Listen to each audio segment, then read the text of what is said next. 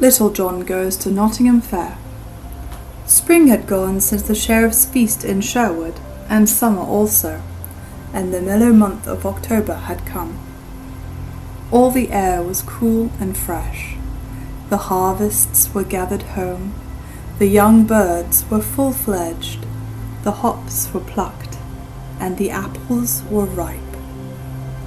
But though time had so smoothed things over that men no longer talked of the horned beasts that the sheriff wished to buy, he was still sore about the matter, and could not bear to hear Robin Hood's name spoken in his presence. With October had come the time for holding the great fair, which was celebrated every 5 years at Nottingham town, to which folk came from far and near throughout the country. At such times, archery was always the main sport of the day, for the Nottinghamshire yeomen were the best hand at the longbow in all merry England. But this year the sheriff hesitated a long time before he issued proclamation of the fair, fearing lest Robin Hood and his band might come to it.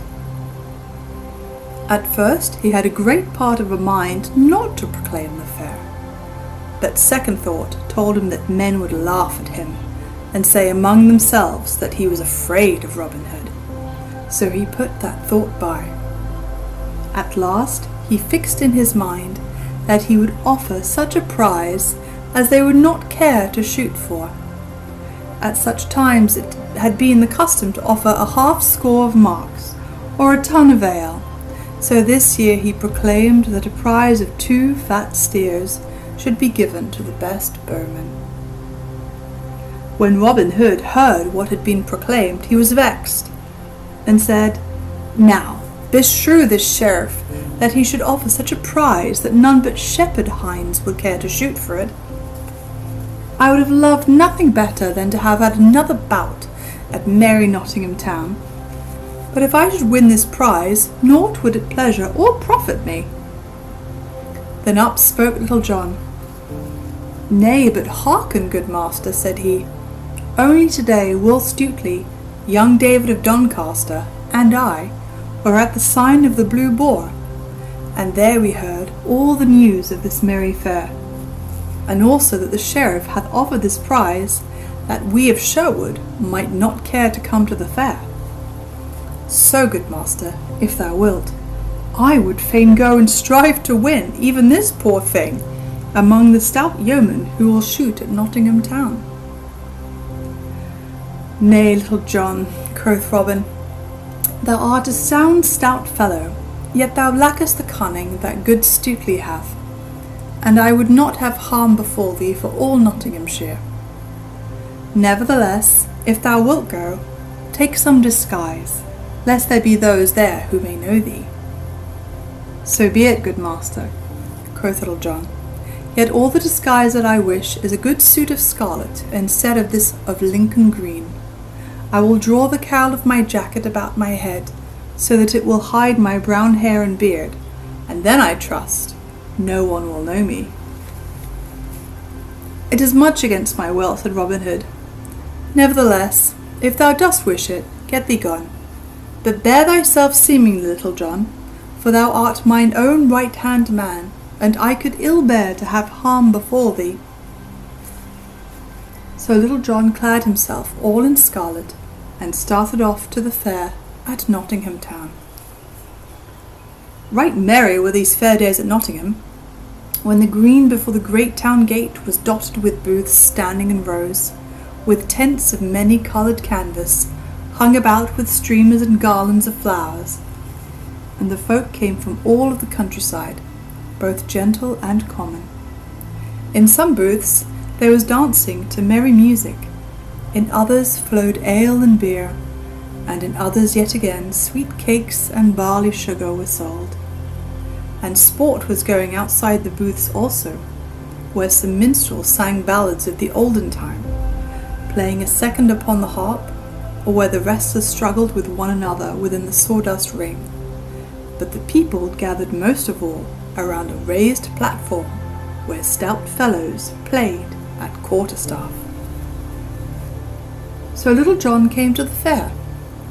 All scarlet were his hose and jerkin, and scarlet was his cowled cap, with a scarlet feather stuck in the side of it.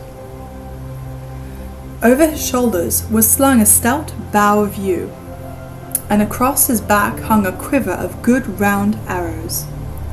Many turned to look after such a stout tall fellow, for his shoulders were broader by a palm's breadth than any that were there, and he stood a head taller than all the other men. The lasses also looked at him askance, thinking they had never seen a lustier youth. First of all he went to the booth where stout ale was sold, and, standing aloft on a bench, he called to all that were near to come and drink with him. "Hey, sweet lads," cried he, "who will drink ale with the stout yeoman? Come all, let us be merry. The day is sweet, and the ale is tingling. Come hither, good yeoman, and thou, for not a farthing shall one of you pay. Nay, turn hither, thou lusty beggar, and thou, jolly tinker, for all shall be merry with me." Thus he shouted, and all crowded around laughing, while the brown ale flowed, and they called Little John a brave fellow, each swearing that he loved him as his own brother, for when one has entertainment with nothing to pay, one loves the man that gives it to one. Then he strolled to the platform where they were at cudgel play, for he loved about a quarterstaff as he loved meat and drink. And here befell an adventure that was sung in ballads throughout the mid-country for many a day. One fellow there was that cracked crowns of everyone who threw cap into the ring. This was Eric Lincoln of great renown, whose name had been sung in ballads throughout the countryside. When Little John reached the stand, he found none fighting, but only bold Eric walking up and down the platform, swinging his staff and shouting lustily, "Now who will come and strike a stroke for the lass he loves the best? With a good Lincolnshire yeoman. How now, lads, step up, or else the lass's eye are not bright hereabouts, or the blood of Nottingham youth is sluggish and cold. Lincoln against Nottingham, say I, for no one hath put foot upon the board this day, such as we of Lincoln call a cudgel player." At this one would nudge another with his elbow, saying, "Go thou, Ned," or "Go thou, Thomas," but no lad cared to gain a cracked crown for nothing. Presently Eric saw where Little John stood among the others, a head and shoulders above them all, and he called to him loudly, "Hallo, thou long-legged fellow in scarlet! Broad are thy shoulders, and thick thy head. Is not thy lass fair enough for thee to take cudgel in hand for her sake? In truth, I believe that Nottingham men do turn to bone and sinew, for neither heart nor courage have they. But now, great lout, will thou not twirl staff for Nottingham?" "Ay," quoth Little John, "had I but mine own good staff here, it would pleasure me hugely to crack thy knave's pate, thou saucy bragger. I wot it would be well for thee, and thy coxcomb were cut." Thus he spoke, slowly at first, for he was slow to move, but his wrath had gathered headway, like a great stone rolling down a hill, so that at the end he was full of anger. Then Eric of Lincoln laughed aloud. "Well spoken for one who fears to meet me fairly man to man," said he. "Saucy art thou thine own self, and if thou puttest foot upon these boards, I will make thy saucy tongue rattle within thy teeth." "Now," quoth Little John, "is there never a man here that will lend me a good stout staff till I try the mettle of you, fellow?" Half a score reached him their staves, and he took the stoutest and heaviest of them all. Then looking up and down the cudgel, he said, "Now I have in my hand but a splint of wood, a barley straw as it were. Yet I trow will have to serve me, so here goeth." Thereupon he cast the cudgel upon the stand, and, leaping lightly after it, snatched it up in his hand again. Then each man stood in his place and measured the other with fell looks, until he that directed the sport cried, "Play!" At this they stepped forth, each grasping his staff tightly in the middle. Then those that stood around saw the stoutest game of quarterstaff that ever Nottingham town beheld. At first Eric of Lincoln thought that he would gain an easy advantage, so he came forth, as if he would say, "Watch, good people, how that I carve you this cockerel right speedily." But he presently found it to be no such speedy matter. Right deftly he struck, and with great skill of fence, but he had found his match at Little John. Once, twice, thrice he struck, and 3 times Little John turned the blows to the left hand and to the right. Then quickly, and with a dainty backhanded blow, he rapped Eric beneath his guard so shrewdly that it made his head ring again. Then Eric stepped back to gather his wits, while a great shout went up, and all were glad that Nottingham had cracked Lincoln's crown, and thus ended the first bout of the game. Then presently the director of the sport cried, "Play!" and they came together again. But now Eric played warily, for he found his man was of right good mettle, and also he had no sweet memory of the blow that he had got. So this bout neither Little John nor the Lincoln man caught a stroke within his guard. Then after a while they parted again, and this made the second bout.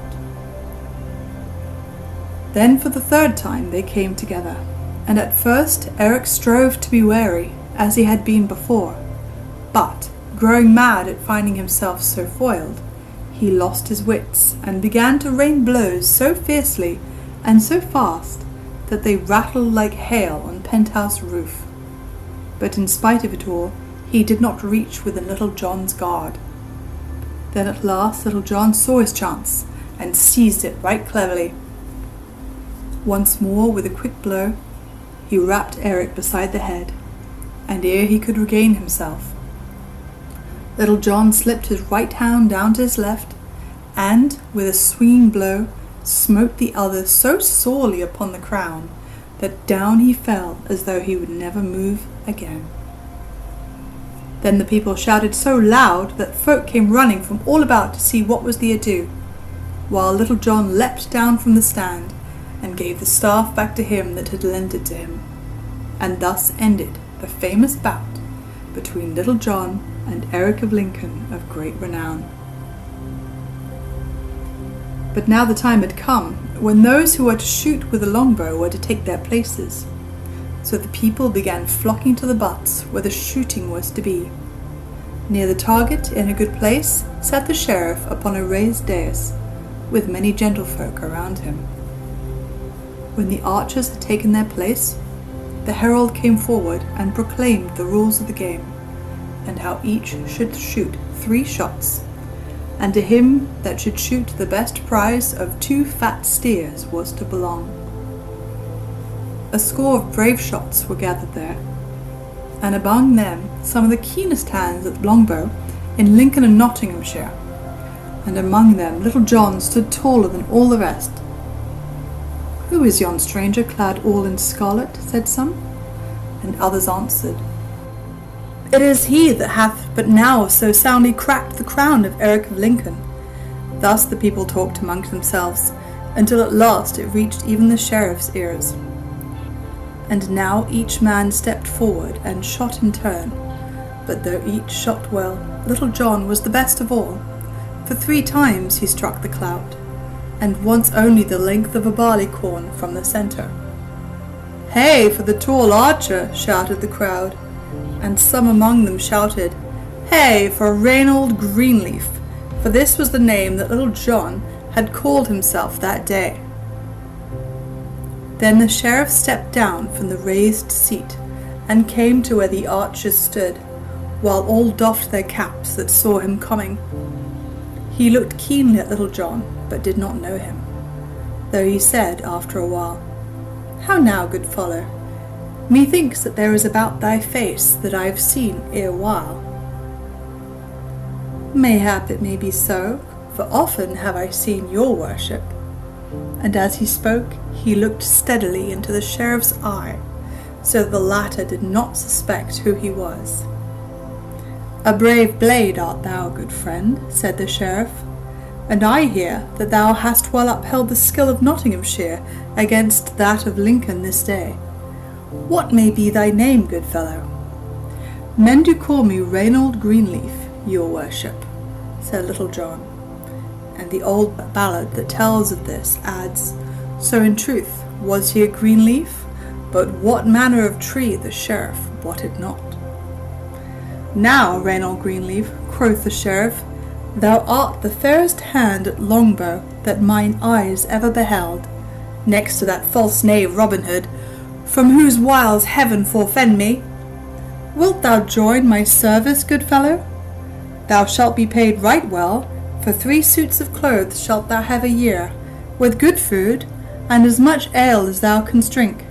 And besides this, I will pay thee 40 marks each Michaelmastide." "Then here stand I a free man, and right gladly will I enter thy household," said Little John, for he thought he might find some merry jest should he enter the sheriff's service. "Fairly hast thou won the fat steers," said the sheriff, "and hereunto I will add a butt of good March beer, for joy of have gotten such a man. For I wot thou shootest as fair a shaft as Robin Hood himself." "Then," said Little John, "for joy of having gotten myself into thy service, I will give fat steers and brown ale to all these good folk, to make them merry withal." At this aroused a great shout, many casting their caps aloft for joy of the gift. Then some built great fires and roasted the steers, and others broached the butt of ale, with which all made themselves merry. Then when they had eaten and drunk as much as they could, and when the day faded and the great moon arose, all red and round, over the spires and towers of Nottingham town, they joined hands and danced around the fires, to the music of bagpipes and harps. But long before this merrymaking had begun, the sheriff and his new servant, Reynold Greenleaf, were in the castle of Nottingham.